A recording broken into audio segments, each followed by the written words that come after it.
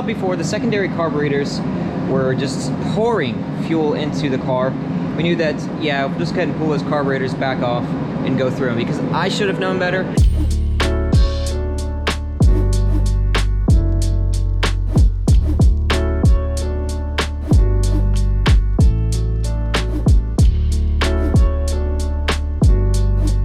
These are the only things that have got me sort of concerned.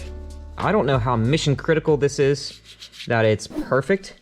If I was to be super concerned about how flat this was, I would use something like a mirror or a machined surface, which I don't have, but for the poor man like me, mirrors are manufactured to a very high degree of flatness. There's a standard for mirrors. That means that you can rely on a mirror being significantly flatter than most surfaces maybe around your garage. Oh, I think that's fine. Watch me eat my words later on.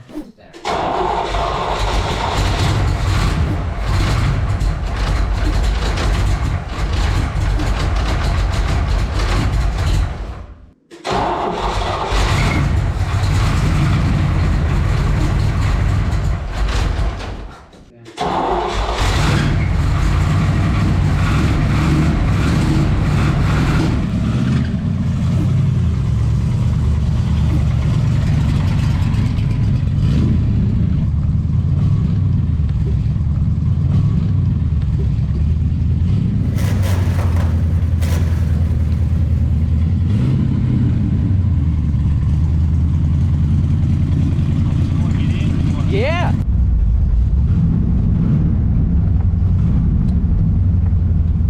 Can't believe the brakes work too.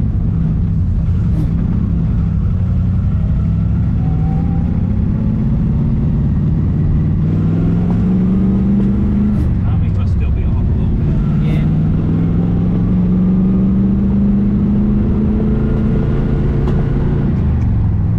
Got a flat spot?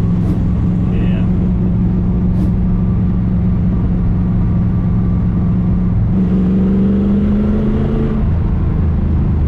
Still pretty torquey. Yeah, I don't think all the carburetors are coming in.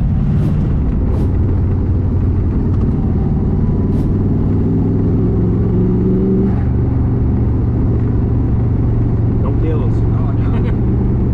Not paying attention to that. Oh God, what's the chances of that? Stay right there. Jeez.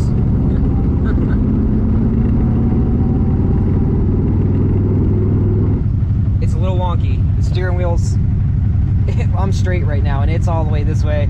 The shifter's still messed up.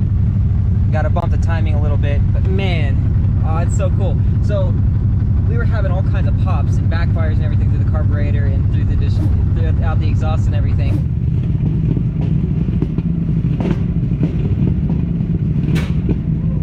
There was all kinds of sputtering and backfiring off idle, not on idle, off idle. In my head, I was trying to go through all the things that it could be, aside from something like a burnt valve or bent valve or something like that. We had compression, so I didn't think valve. I kept messing with the timing a little bit, thinking that that was it, and it seemed to get better, and then it would just periodically just get worse. And I started thinking, like, what the heck is happening here? And then I remembered when I pulled off the distributor, maybe the points adjustment is just way off. Before we call it a day, because we're kind of just bummed out that the car's just not running right and we're thinking the worst, we popped the distributor cap off, and the first thing that we saw was this. Does anything look weird here? There's a little nub on both sides, like this one right here, that's supposed to capture this brass piece, keep it from moving. Well, it's obviously broken, and it was like this, throwing the timing way off. I was getting the proper reading at 6 degrees, 6 degrees before top dead center. As soon as this thing spun up to speed, spinning clockwise, so the force of this would pull this backwards, and it was just throwing this thing way off. There you go. It runs. It does the things, and it does them way better than I could have ever expected, given everything about this car up to this point. Obviously, the hood's back on it, and it looks like a complete car again, which, you know, is kind of like the finishing touch on at least getting this thing to the point where it can get on the road, you need a hood.